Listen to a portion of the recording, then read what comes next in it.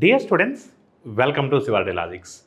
ఈ రోజు నుంచి మనం ఆర్ఆర్బి ఏఎల్పి మాక్ టెస్ట్ సిరీస్ని మనం ఈ రోజు నుంచి లాంచ్ చేయడం జరుగుతుంది. మన దాంట్లో టోటల్గా 1000 టెస్ట్లతో టెస్ట్ సిరీస్ని లాంచ్ చేయడం జరిగింది.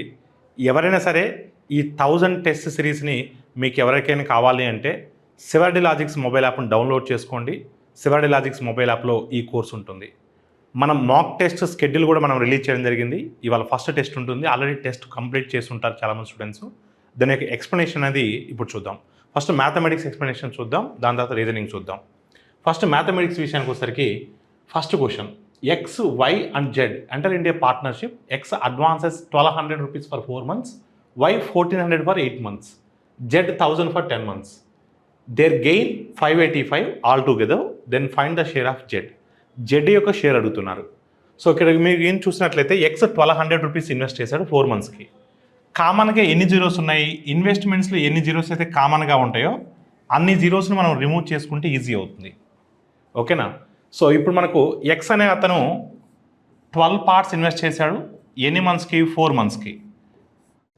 వై అనే person 14 parts for 8 months. Z అనే పర్సను ఇక్కడికి మీరు చూస్తే 10 parts for 10 months. 10 parts for 10 months. ఏమైనా కామన్గా ఉంటే క్యాన్సిల్ చేయండి. 4 టేబుల్లో క్యాన్సిల్ అవుతుంది కదా? Yes. 4 1s are, 4 2s are. ఇది 100 కదా? 4 టేబుల్ 25 times పోతుంది. అంటే ఇక్కడ మనకి ఏమొస్తుంది చూడండి, 12:28:25 వస్తుంది. సో మనం యాడ్ చేస్తే మనకి ఎంత వస్తుంది? 12, 28, 40, 40 + 25 65. టోటల్ 65 parts వస్తుంది. 65 parts అంటే మనకు 585 ఇచ్చారు టోటల్గా. మీరు ఒకసారి అబ్జర్వ్ చేస్తే ఇది 650కి ఎగ్జాక్ట్గా 65 లెస్, అంటే ఎగ్జాక్ట్గా 9 times పోతుంది. 65 9s పోతుంది. 60 9s 540, 5 9s 45, 45 + 540 585, ఎగ్జాక్ట్గా 9 times పోతుంది. అడిగింది జెడ్ కాబట్టి 9 × 25. So 9 25 times 225. So your answer is what? 225. జెడ్ది అడిగారు కాబట్టి మీ ఆన్సర్ 225 అడుగుతుంది. 225 is the right answer. Next 0.15% of 33 1/33% of. So 33 1/3 1/3% of 10,000. So 10,000లో మనకు 0.15% శాతంలో 33 1/3% విలువ ఎంత అని అడుగుతున్నారు. సో 33 1/3 ఇది 33 1/3 వాల్యూ ఎంత అని అడుగుతున్నారు ఇక్కడ. సో ఒకసారికి మీరు చూస్తే 10,000ను 10,000 అని రాశాను. 33 1/3 అంటే మనం 1/3 అని రాయొచ్చు. 33 1/3 అంటే మనం 1/3 అని రాయొచ్చు. ఇంటూ 0.15%. 0.15 కూడా అలా రాస్తున్నాను. పర్సంటేజ్ సింబల్ని తీసేయాలంటే బై 100 రాస్తున్నాను. పర్సంటేజ్ సింబల్ని తీసేయడానికి బై 100 రాశాను అంతే. ఇక్కడికి మీరు చూసినట్లయితే 2 zeros-కి 2 zeros క్యాన్సిల్ అయిపోతుంది. ఇక్కడ ఎన్ని డెసిమల్స్ ఉన్నాయి? 2 decimals ఉన్నాయి. ఇక్కడ ఎన్ని జీరోస్ ఉన్నాయి? 2 zeros ఉన్నాయి. 2 zeros-కి 2 decimals క్యాన్సిల్ అయిపోతుంది. అంటే మనకి ఏం మిగులుతుంది? 15 మిగులుతుంది న్యూమరేటర్లో. డినామినేటర్లో 3 మిగులుతుంది. సో 3 టేబుల్ ఎన్ని టైమ్స్? 5 times పోతుంది. So your answer is what? 5.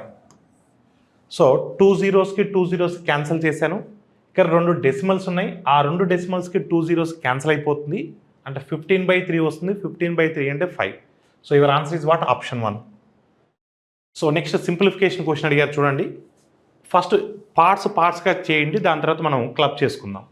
ఫస్ట్కి ఇక్కడికి మీరు చూసినట్లయితే ఈ పార్ట్ వరకు చూడండి. 2 4/5.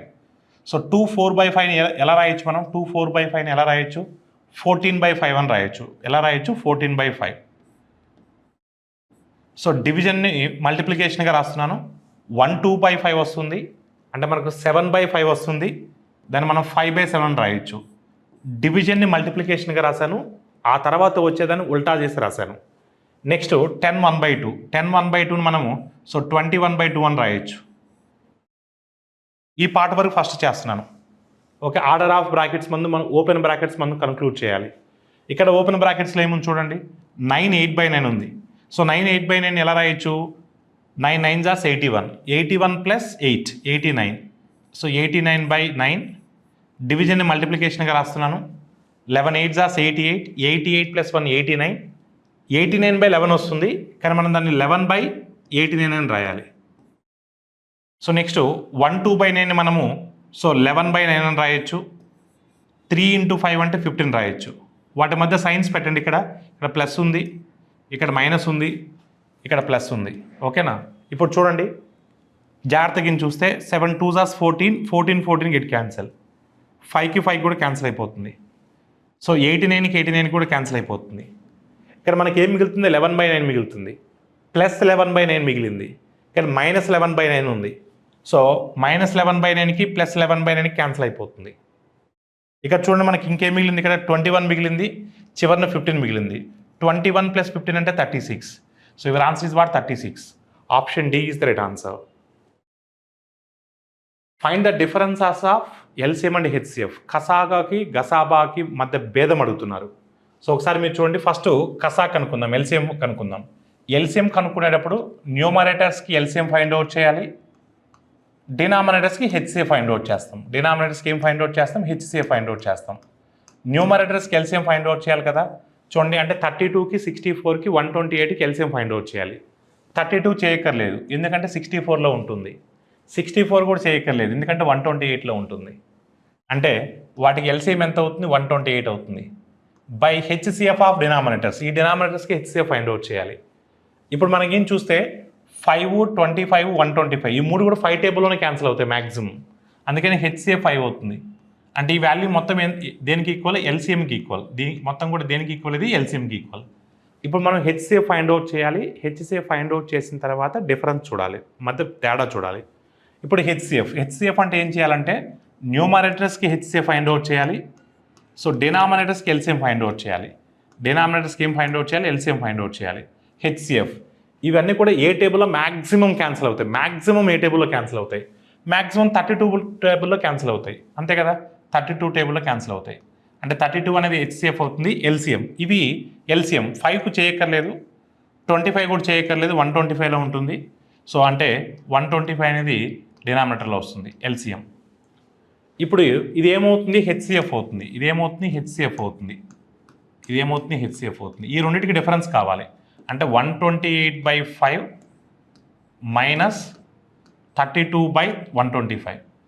ఆప్షన్స్కి మీరు చూసినట్లయితే ఆప్షన్స్ చాలా క్లోజర్గా ఉన్నాయి. 25.34, 25.36, 25.35, 25.37 ఆప్షన్స్ అనేవి చాలా దగ్గరగా ఉన్నాయి. కాబట్టి ఖచ్చితంగా మనం చాలా నారోగా క్యాలిక్యులేట్ చేయాలి. సో మనం చాలా దగ్గరగా క్యాలిక్యులేట్ చేయాలి, దేన్ని నెగ్లెక్ట్ చేయడానికి లేదు. చాలా క్లోజర్ క్యాలిక్యులేషన్ చేయాలి, ఎందుకంటే ఆప్షన్స్ ఆర్ వెరీ క్లోజర్. అంటే ఆప్షన్స్ మీద మనం డిపెండ్ చేసుకొని మనం ఎంతవరకు సో అప్రాక్సిమేషన్ తీసుకోవచ్చు అని మనం డిసిషన్ తీసుకోవాలి. ఇక్కడ ఎల్సిఎం 125 అవుతుంది. సో ఎల్సిఎం 125 అవుతుంది. 5 25 టైమ్స్ పోతుంది, అంటే ఇది 25 ఇంటూ 128 వస్తుంది. మైనస్ 125కి 125 క్యాన్సిల్ అయితే 32 వస్తుంది. ఈ రెండింటిలో 32 కామన్గా తీయొచ్చు. 32ని కామన్గా తీస్తే ఇక్కడ 32 4 టైమ్స్ పోతుంది. సో 4 × 25 అంటే 100 వస్తుంది. 100 - 1 అంటే 99 వస్తుంది బై 125. సో దీన్ని అప్రాక్సిమేట్గా 100 అనుకోవడానికి కూడా లేదు, ఎందుకంటే ఆప్షన్స్ దగ్గరగా ఉన్నాయి కాబట్టి. ఒకవేళ ఆప్షన్స్ వైడర్గా ఉండేమాట అయితే నేను 99 100 అనుకునేవాడిని. ఇప్పుడు 32 × 99 చేయాల్సిందే. 32 × 100 అంటే ఎంత? 3200. ఆ 3200లోంచి ఒక 32 తీసేయండి. సో 3200లోంచి ఒక 32 తీసేస్తే సో మనకు 3168 వస్తుంది. 3168/125. సో మనకు 125తో దాన్ని క్యాన్సిల్ చేయాలి. సో 125 2 టైమ్స్ 250 వస్తుంది మనకు. 125 2 టైమ్స్ ఎంత? 250 వస్తుంది. 250 తీసేస్తే మనకు 66 వస్తుంది. 66 అంటే 668 వస్తుంది. 668 వస్తుంది. సో 5 టైమ్స్ పోతుంది. 5 టైమ్స్ పోతుంది. 125 5 టైమ్స్ అంటే 625. 625 మనకి ఇక్కడ 668 వచ్చింది. అంటే 625 సబ్ట్రాక్ట్ చేస్తే మనం ఇక్కడ 668లో నుంచి 625 సబ్ట్రాక్ట్ చేస్తే మనకి ఎంత వస్తుంది? ఆల్మోస్ట్ మనకు 43 వస్తుంది, అంటే 430. సో 430 కాబట్టి మనకి ఇక్కడ 3 టైమ్స్ పోవడానికి అవకాశం ఉంది. ఎన్ని టైమ్స్ పోవడానికి అవకాశం ఉంది? 3 టైమ్స్ పోతుంది. 125 3 టైమ్స్ 375.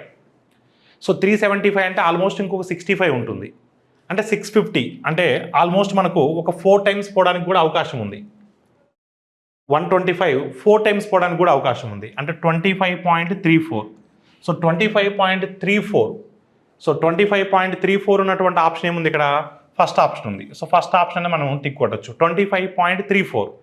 ఇంకా మనకు సంథింగ్ అంటే ఇంకా వస్తుంది, బట్ అవసరం లేదు. 25.34, 25 తర్వాత 0.34 తర్వాత ఉండేటువంటి ఆప్షన్ ఒకటే ఉంది, మళ్ళీ చివరి వరకు చేయక్కర్లేదు. సో అంటే డిపెండింగ్ అపాన్ ద ఆప్షన్స్ని బేస్ చేసుకుని మనం ఎంతవరకు వెళ్ళాలని మనం డిసిషన్ తీసుకుంటాం. So your answer is what? First option. Next, the difference between the compound interest and simple interest and of a sum of a money at the rate of 20% per annum for 2 years is 100. The principal amount is what అంటున్నారు. 2 సంవత్సరాల పాటు సంవత్సరానికి 20% చొప్పున 2 సంవత్సరాలకి సాధారణ వడ్డీకి చక్ర వడ్డీకి మధ్య భేదము 100 రూపాయలు అయితే అసలు ఎంత అని అడుగుతున్నారు.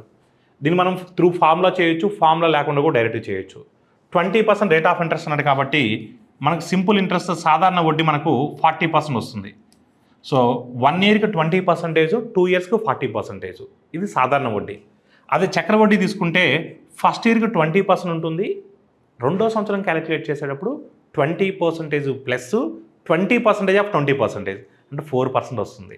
అంతే కదా, ఫస్ట్ ఇయర్ 20% వస్తుంది, ఇది చక్ర వడ్డీ. సెకండ్ ఇయర్ ఏమొస్తుంది? 20% ప్లస్ 20% ఆఫ్ 20% అంటే 4% వస్తుంది, ఇది సెకండ్ ఇయర్. అప్పుడు 2 years కాంపౌండ్ ఇంట్రెస్ట్ ఎంత అవుతుంది? 44% అవుతుంది. వ్యత్యాసం ఇచ్చాడు, ఎంత వ్యత్యాసం? ఎంత? 4%. ఆ 4% వాల్యూనే మనకు 100 రూపీస్ అని ఇచ్చాడు. 4% 100 రూపీస్ అయితే మనకు 100% వాల్యూ ఎంత? సో 4 ఎన్ని టైమ్స్ పోతుంది? ఇది 25 టైమ్స్ పోతుంది. So 425 times 125 times. So 125 times అంటే ఎంత వస్తుంది? 2500 వస్తుంది.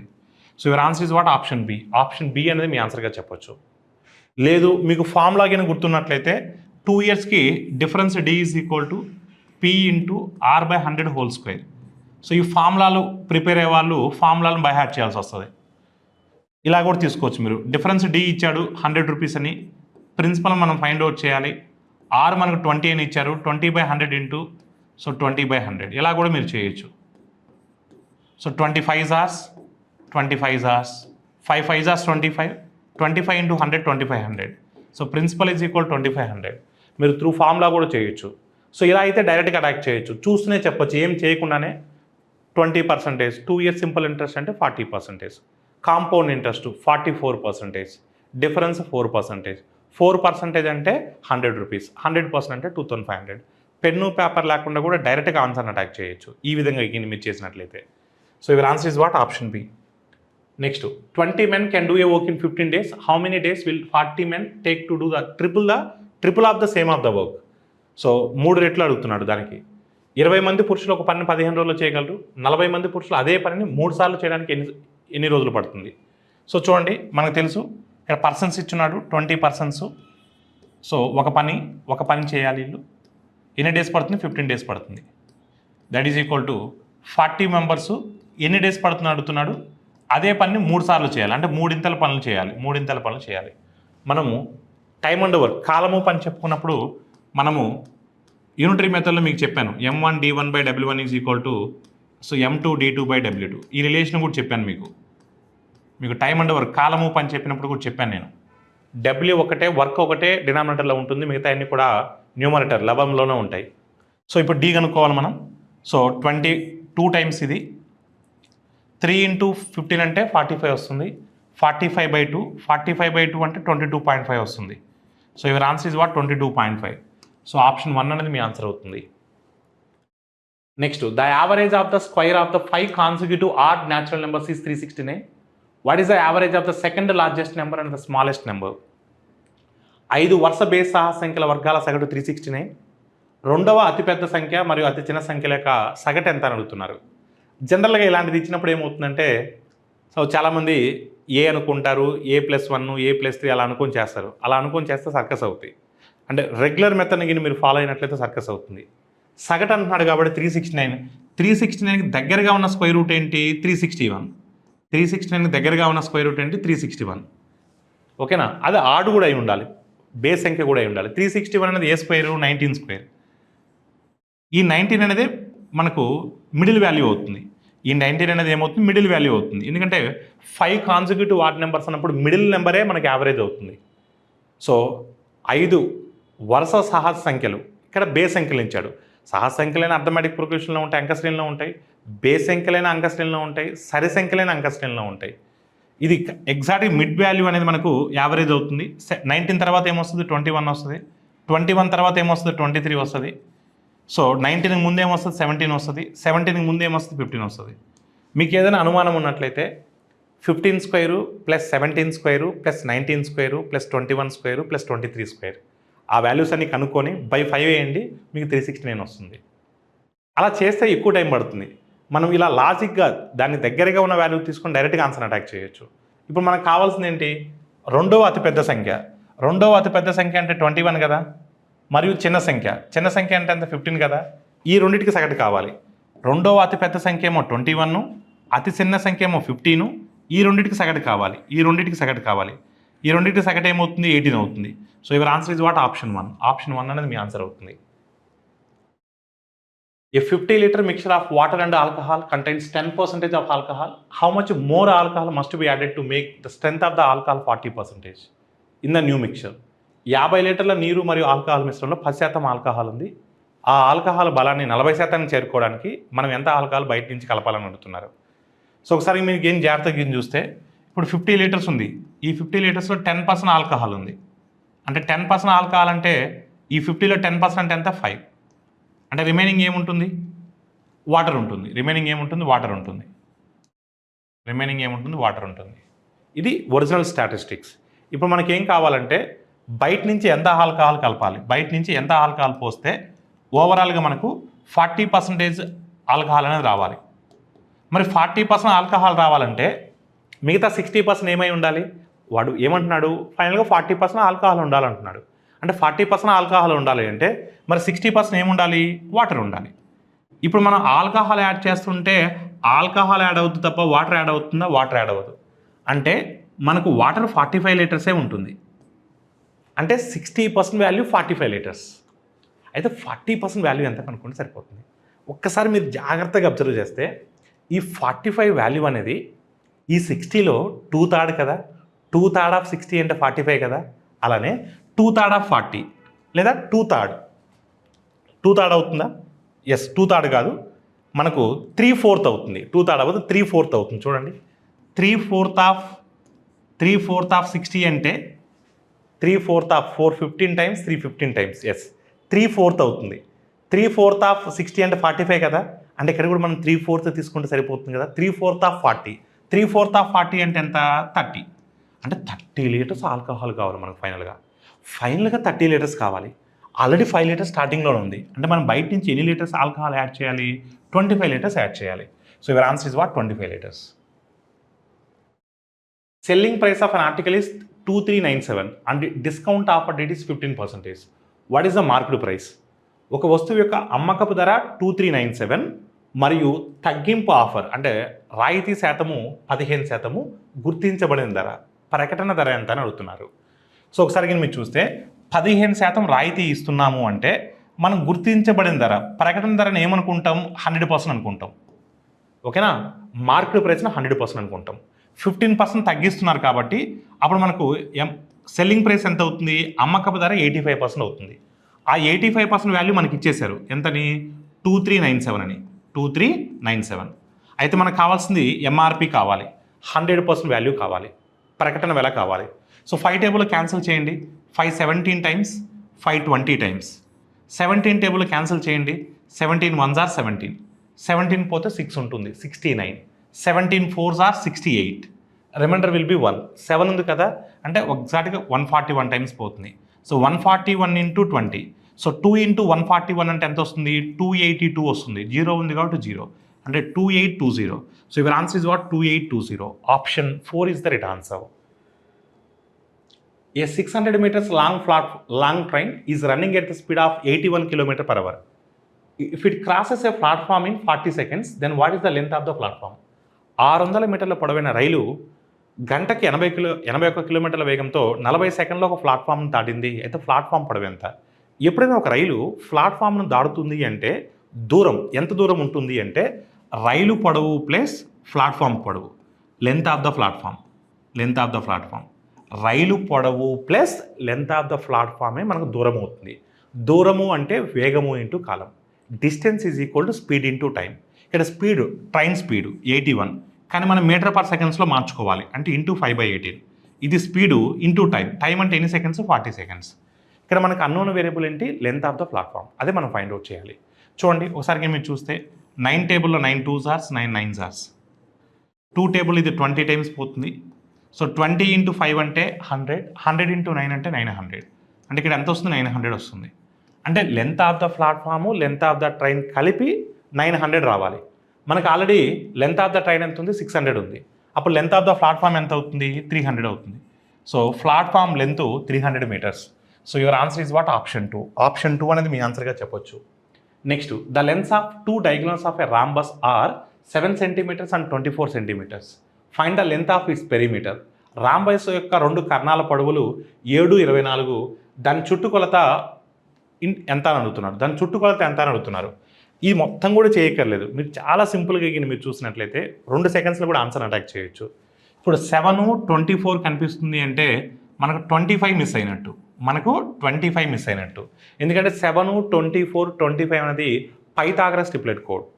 అంటే 25 అనేది మనకి ఏమవుతుంది? సైడ్ అవుతుంది. 1 సైడ్ అవుతుంది. 1 సైడ్. అప్పుడు మనకు పెరిమీటర్ అంటే చుట్టుకొలత 4 వైపులా కావాలి. 4 ఇంటూ 25 100 అవుతుంది.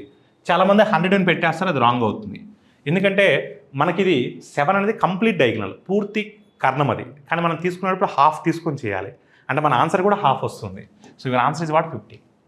అంటే ఏమి చేయకుండా కూడా ఫ్రాక్షన్ ఆఫ్ సెకండ్స్లో ఆన్సర్ పెట్టచ్చు. 7, 24 చూడగానే 25 వస్తుంది. ఒక 4 సైడ్స్ అంటే 100 వస్తుంది. కానీ మనం అది కంప్లీట్ డయాగ్నల్, కానీ మనం తీసుకున్నప్పుడు హాఫే తీసుకుంటాం. అంటే మన ఆన్సర్ హాఫ్ వస్తుంది, అంటే 50. అలా ఫ్రాక్షన్ ఆఫ్ సెకండ్స్లో ఆన్సర్ పెట్టేయచ్చు. ఇంకా లేదు పద్ధతి ప్రకారం చేయాలంటే చెప్తాను. సో పద్ధతి ప్రకారం మీకు కావాలి అంటే ఎగ్జామ్ పాయింట్ ఆఫ్ వ్యూలో మాత్రం డైరెక్ట్గా అటాక్ చేయాలి. మీకు ఇది ఎక్స్ప్లెనేషన్ కాబట్టి నేను ప్రాక్టికల్గా కూడా చేసి చూపిస్తున్నాను. కంప్లీట్గా 7, అప్పుడు ఇది ఎంత అవుతుంది? 3.5 అవుతుంది. ఇది 3.5 అవుతుంది, ఇది 3.5 అవుతుంది. కంప్లీట్గా 7 అవుతుంది. టోటల్ 24. అప్పుడు ఇది 12 అవుతుంది, ఇది 12 అవుతుంది. ఓకేనా? ఇక్కడ ఫామ్ అయ్యేది రైట్ యాంగిల్ ట్రయాంగిల్ అవుతుంది. అప్పుడు 12 స్క్వేర్ అంటే నేను ఏమంటానంటే ఇదంతా సర్కస్ అవుతుంది. ఇప్పుడు 12 స్క్వేర్ అంటే 144, 3.5 హోల్ స్క్వేర్. ఈ మొత్తం యాడ్ చేస్తే మనకు 156.25 వస్తుంది. అంటే ఇది ఎంత వస్తుంది? ఈ 156.25 అంటే ఏంటి? 12.5 స్క్వేర్. అంటే ఒక సైడ్ 12.5. అప్పుడు ఆల్ సైడ్స్ ఈక్వల్ కాబట్టి అంటే ఇక్కడ 12.5 వస్తుంది, ఇక్కడ 12.5 వస్తుంది, ఇక్కడ 12.5 వస్తుంది. అంటే 4 12.5 టైమ్స్ 50. ఇదంతా చేయాల్సిన అవసరం లేదు. అక్కడ చూస్తూనే డైరెక్ట్గా ఆన్సర్ అటాక్ చేయొచ్చు. So next question, what is the value of tan 60? tan 60 - 1/3 అన్నాడు. సో tan 60 అంటే ఎంత? జనరల్గా మనకు తెలుసు tan 60 అంటే √3 అని. tan 30 1/√3 అవుతుంది, tan 60 √3 అవుతుంది. √3 - 1/3. సో ఎల్సిఎం 3 అవుతుంది. అప్పుడు మనకు ఆన్సర్ ఏమవుతుంది? 3√3 - 1 వస్తుంది. 3√3 - 1/3. సో అది ఎక్కడ ఉంది? 4th ఆప్షన్లో ఉంది చూడండి. 3√3 - 1/3. 2p + 1/p = 4. Then find the value of p³ + 1/8p³ చూడండి. ఎప్పుడైనా గుర్తుపెట్టుకోండి, ఈ ఫార్మేట్లో ఇచ్చి ఈ ఫార్మేట్లో క్వశ్చన్ అడిగితే ఇక్కడ p³ రావాలి. చూడండి, క్వశ్చన్ బట్టి మనం ఇచ్చిన డేటాను మార్చుకోవాలి. ఇక్కడ p³ రావాలంటే ఇక్కడ ఏం రావాలంటే చెప్పండి. ఇక్కడ p ఉంటే క్యూబ్ చేస్తే మనకు p³ వస్తుంది కదా. ఇక్కడ 8p³ ఉంది, అంటే క్యూబ్ చేసిన తర్వాత 8p³ అంటే క్యూబ్ చేయకముందు ఈ ప్లేస్లో ఏం రావాలి? 2p రావాలి. అప్పుడు 2pని మనం క్యూబ్ చేస్తే 8p³ వస్తుంది. అంటే ఇక్కడ 2p ప్లేస్లో p రావాలి, p ప్లేస్లో 2p రావాలి. అంటే సింపుల్గా మనము ఈ ఫస్ట్ ఈక్వేషన్ని, ఇది ఏదైతే ఈక్వేషన్ ఇచ్చాడో దీన్ని 2తో డివైడ్ చేస్తే సరిపోతుంది కదా. దీన్ని 2తో ప్రతి పదాన్ని, ప్రతి టర్మ్ని 2తో డివైడ్ చేస్తే సరిపోతుంది కదా. చేస్తే ఏమొస్తుంది చెప్పండి? p + 1/2p. ఇరువైపులా చేయాలి, బోత్ సైడ్స్ చేయాలి. ఒక సైడ్ చేస్తే తప్పు అవుతుంది మళ్ళీ. అప్పుడు ఇక్కడ 4 కాస్త 4/2 అంటే 2 అవుతుంది. ఇప్పుడు దీన్ని మీరు క్యూబింగ్ ఆన్ బోత్ సైడ్ చేస్తే మీకు అది వస్తుంది. మనకు తెలుసు, చాలా పర్ఫెక్ట్గా మనకు తెలుసు ఏమని. సో p + లేదా a + b హోల్ క్యూబ్. సింపుల్గా a + b whole cube formula అంతే. ఫార్ములా మీకు తెలిసి ఉంటే డైరెక్ట్గా అప్లై చేయొచ్చు. a + b whole cube, a³ + b³ + 3ab × a + b. ఈ ఫార్ములా అప్లై చేస్తే అది సరిపోతుంది. చెప్పండి, ఈ ఫార్ములా అప్లై చేయండి. p³ + 1/8p³ + 3ab. 3 × ab అంటే ఇది p × 1/2p వస్తుంది. a + b అంటే మళ్ళీ ఇదే వస్తుంది కదా, ఈ వాల్యూనే వస్తుంది. అంటే ఆ వాల్యూ ప్లస్ మనం 2 రాయొచ్చు కదా, రాయొచ్చు. That is equal to a + b whole cube. a + b whole cube అంటే మనకి ఇప్పుడు అదే కదా మనం చేసింది, మనకు కావాల్సింది అదే కదా. అంటే 2³ అంటే ఎంత వస్తుంది? 8 వస్తుంది. ఇప్పుడు చూడండి, మనకు కావాల్సింది ఈ వాల్యూ కావాలి. ఇక్కడ పీకి పీ క్యాన్సిల్ అయిపోతుంది, 2కి 2 క్యాన్సిల్ అయిపోతుంది. మనకి ఈ వాల్యూ కావాలి, ఈ వాల్యూ కావాలి. ఇక్కడ ఏమవుతుంది, +3 మిగిలింది. ఈ +3 యువతలకు వస్తే ఏమవుతుంది, -3 అవుతుంది. అంటే 8లో నుంచి 3 తీసేస్తే మనకి ఎంత వస్తుంది, 5 వస్తుంది. So your answer is what, 5. So option B అనేది మీ ఆన్సర్ అవుతుంది. A:B:C is equal 2:3:4 and 2A - 3B + 4C is equal 33. Then find the value of C. ఇవి పార్ట్స్. ఎప్పుడైనా రేషియోలో ఇచ్చాడు అంటే ఇవి పార్ట్స్, భాగాలు ఇవి. ఇప్పుడు 2A అంటే ఎంత వస్తుంది, సరే ఓకే, 2A అంటే ఎంత వస్తుంది, ఏ అంటే 2 పార్ట్స్ తీసుకుందాం. 2A అంటే ఎంత వస్తుంది, 4 పార్ట్స్ వస్తుంది. 3B 3 × 3 పార్ట్స్ అంటే ఎంత వస్తుంది, 9 పార్ట్స్ వస్తుంది. 3 × 3 అంటే ఎంత వస్తుంది, 9 పార్ట్స్ వస్తుంది. నెక్స్ట్ 4C 4 × 4 అంటే ఎంత వస్తుంది, 16 పార్ట్స్ వస్తుంది. ఈ మొత్తం ఎంత వస్తుంది చెప్పండి, 11 పార్ట్స్ వస్తుంది. ఈ 11 పార్ట్స్ వాల్యూ దేనికి ఈక్వల్, మనకు 33కి ఈక్వల్. 11 పార్ట్స్ అంటే 33 కదా, అప్పుడు ఈచ్ పార్ట్ ఎంత అవుతుంది, 3 అవుతుంది. ఇప్పుడు మనకు కావాల్సిన సి అంటే ఎన్ని పార్ట్స్, 4 పార్ట్స్. సి అంటే ఎన్ని పార్ట్స్, 4 పార్ట్స్. 1 పార్ట్ అంటే 3, 4 పార్ట్స్ అంటే 12 అవుతుంది. So your answer is what, option B. Option B అనేది మన ఆన్సర్గా చెప్పొచ్చు. The median and mode of a 13, A, B, 5, 9, 10 and C are 13 and 24. If A is greater than 10 and less than both B and C and also B minus A is equal 7, find the value of A.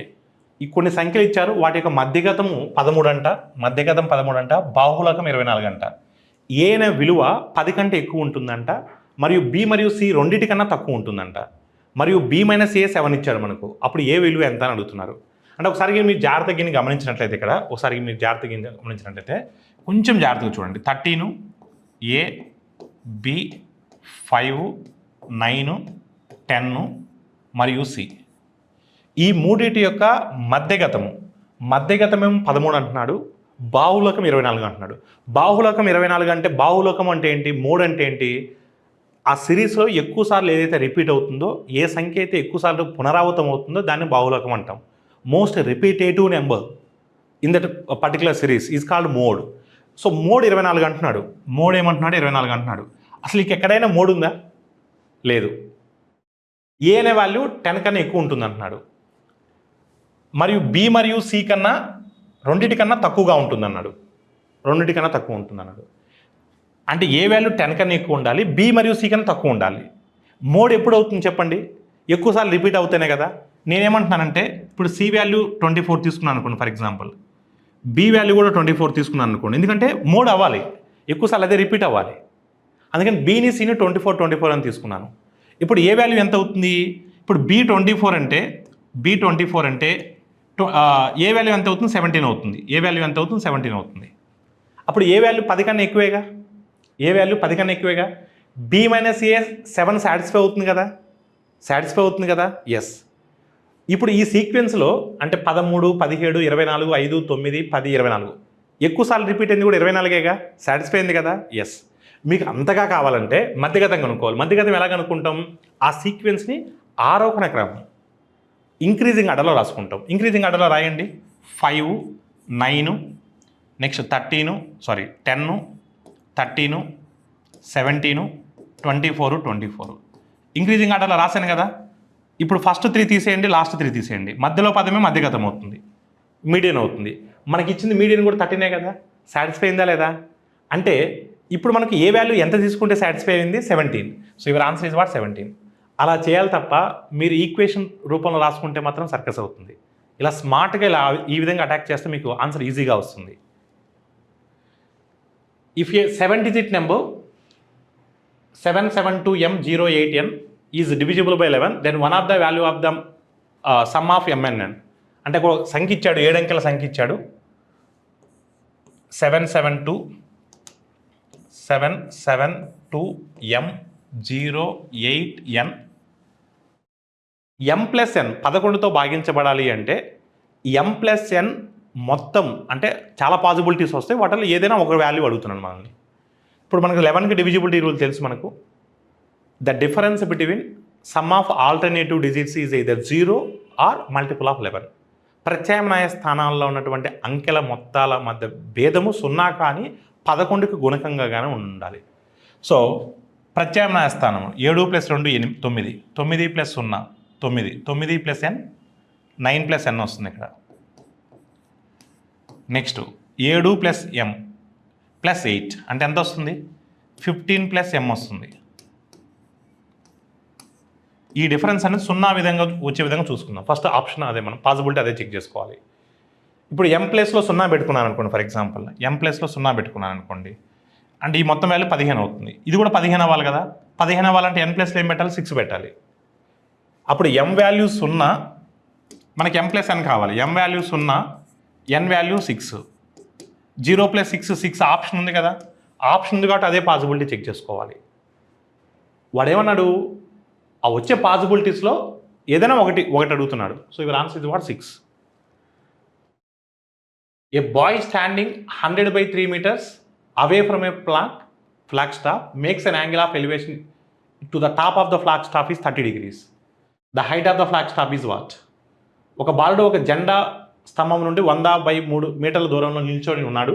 ఆ ball నుండి ఆ జెండా స్తంభం పై భాగంపై చేసే ఊర్ధ్వకోణం 30 degrees అయితే ఆ జెండా స్తంభం యొక్క పొడుగు ఎంత అని అంటున్నారు. జెండా స్తంభం యొక్క పొడుగు అడుగుతున్నారు, ఇది అడుగుతున్నారు. ఆ బాబు ఎంత దూరంలో ఉన్నాడు, ఒక బాలుడు జెండా స్తంభం నుండి 100/3 మీటర్ల దూరంలో ఉన్నాడు.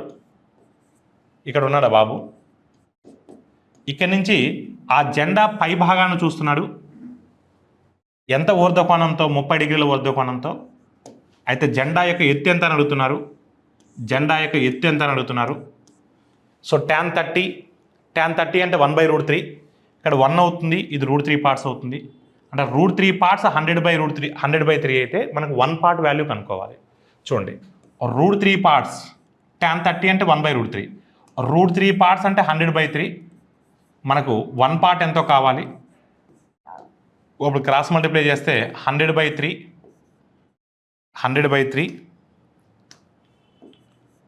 /√3 అవుతుంది. అంటే దాని మీనింగ్ 100/3√3 అవుతుంది. అప్పుడు మీ ఆన్సర్ ఏమవుతుంది, నన్ ఆఫ్ దీస్ అవుతుంది. What is the mean of the following distribution? ఈ కింద వాటి యొక్క అంక మధ్యమం అంటే సగటు అడుగుతున్నారు.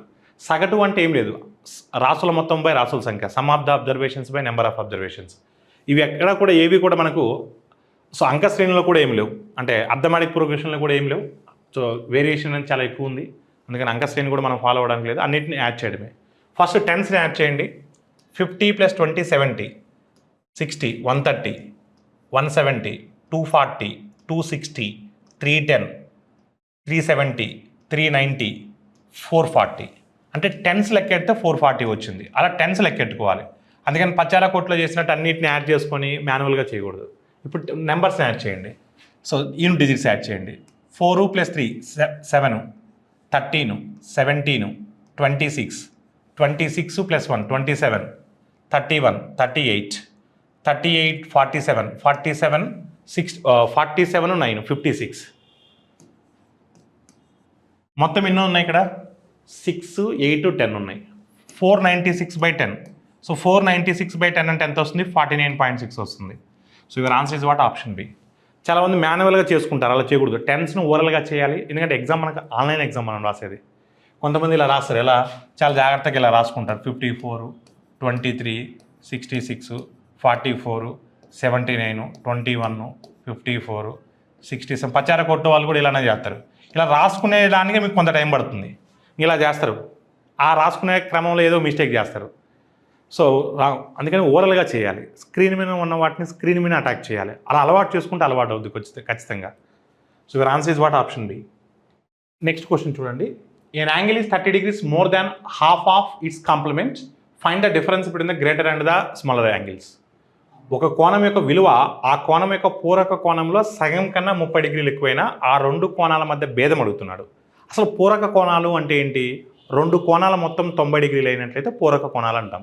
Some of the two angles is 90 degrees. Those two angles we can called as what, complementary angles.